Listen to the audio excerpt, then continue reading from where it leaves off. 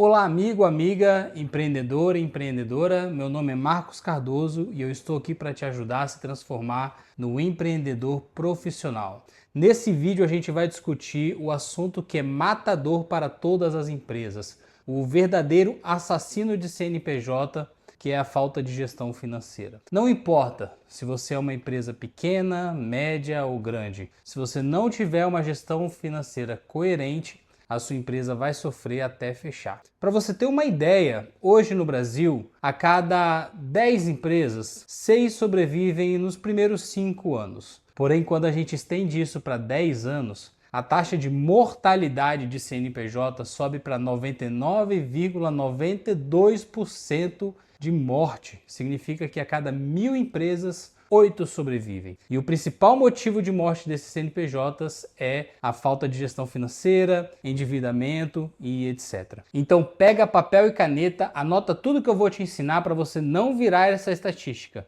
E no final desse vídeo eu tenho uma regra de ouro que faz todo empreendedor se tornar um empreendedor de sucesso. Vem comigo e anota tudo. A primeira coisa que todo empreendedor precisa entender é que a carteira dele e a carteira da empresa são coisas diferentes. O principal erro que novos empreendedores cometem é misturar o dinheiro. A primeira coisa que você precisa fazer se você está cometendo esse erro é aprenda a separar o que é da sua empresa e o que é seu. O CNPJ é o CNPJ, o CPF é o CPF. Você vai retirar uma parte do lucro líquido da sua empresa como a sua retirada de prolabore, que é o que você vai utilizar para sustentar sua casa, sua família. A outra parte fica como reserva financeira, que a gente vai discutir um pouquinho mais sobre ela daqui a pouco. Então, primeiro ponto, separe. Se está no caixa da empresa, não é seu, é da empresa. Você só vai retirar depois que você já pagou todas as outras contas e aí sim o que sobrou você vai separar uma parte para você e uma parte para a empresa. Isso é primordial. Sem isso, nada do que a gente vai falar a partir de agora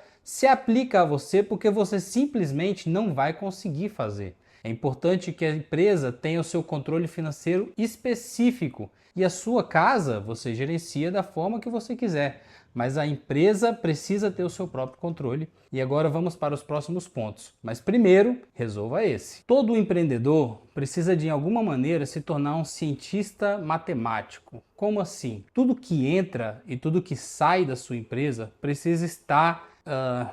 sumiu a palavra. Tudo que entra e tudo que sai da sua empresa precisa estar rigorosamente registrado. A gente chama isso de controle de caixa. Porém, o controle de caixa, que é basicamente a diferença entre despesas e receitas, não é suficiente. Você precisa ter, na verdade, um fluxo de caixa. Qual a diferença entre os dois?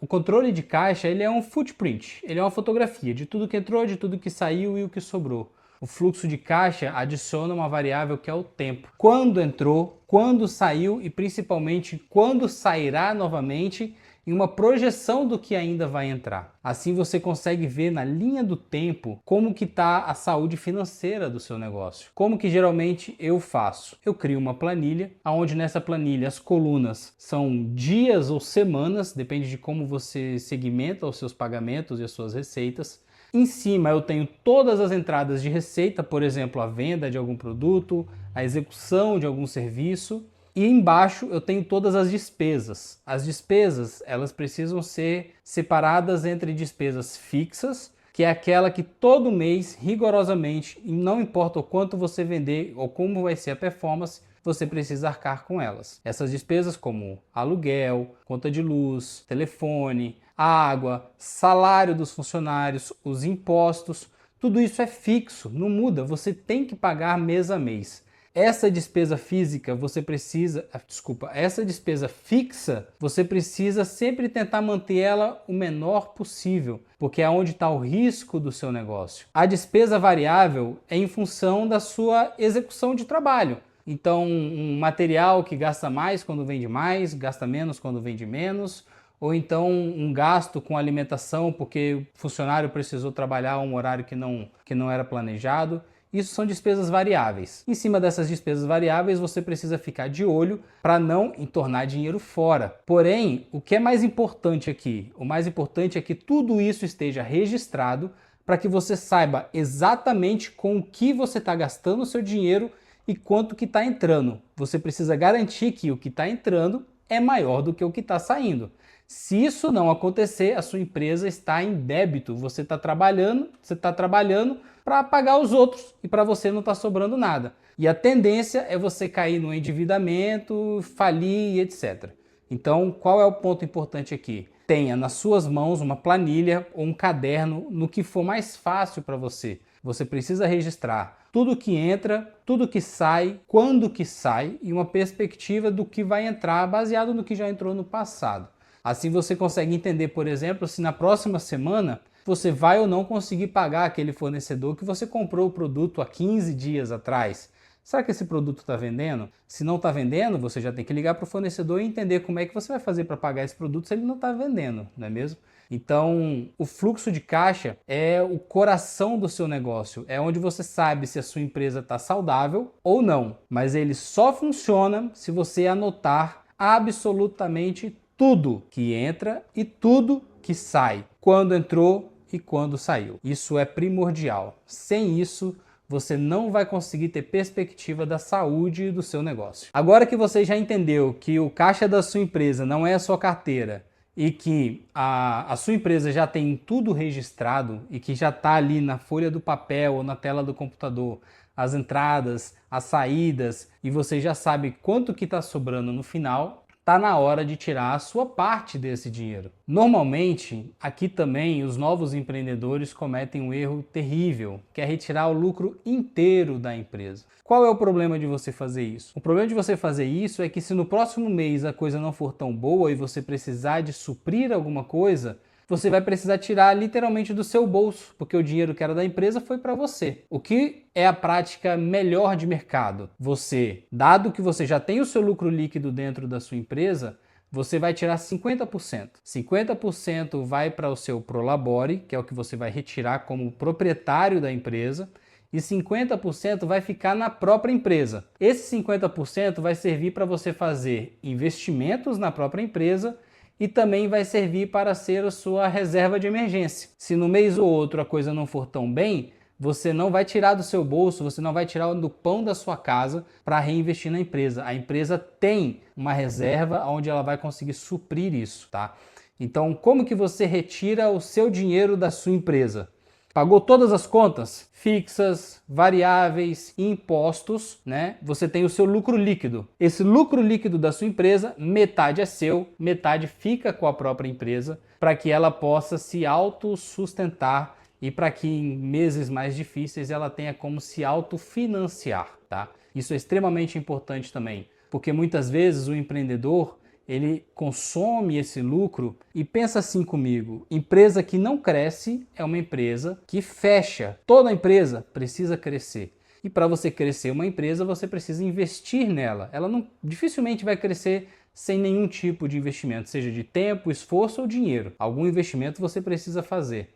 Se você não tiver separado essa reserva da própria empresa para fazer esse tipo de investimento, a sua empresa não cresce. Se a sua empresa não cresce, a tendência é que em algum momento ela quebre. E aí não adianta nada você ter tido meses ou anos de fartura dentro da sua casa, sendo que a sua empresa não teve como segurar aquela onda, e aí aquela fartura acaba de repente. Muitas vezes os juros desse financiamento, os juros desse endividamento que você vai acabar entrando, consome inclusive aquilo que você construiu para você próprio. Então esse é um ponto que não pode ser menosprezado. Metade do lucro líquido da empresa fica na própria empresa e metade do lucro líquido da empresa vai como prolabore do proprietário. Esse é um ponto que você não pode deixar passar. Tudo que a gente conversou aqui, para algumas pessoas pode parecer simples e até óbvio, mas é aonde 90% dos empreendedores falham. Às vezes é tentador você olhar o saldo da conta da empresa e achar que pode usar aquele dinheiro, sem pensar que existem fornecedores e vários custos envolvidos que você ainda precisa pagar. Ou então, pela falta de tempo do dia a dia, você acabar não atualizando o seu fluxo de caixa, não atualizando as suas tabelas de controle financeiro e isso acabar ficando desatualizado pela correria do dia a dia.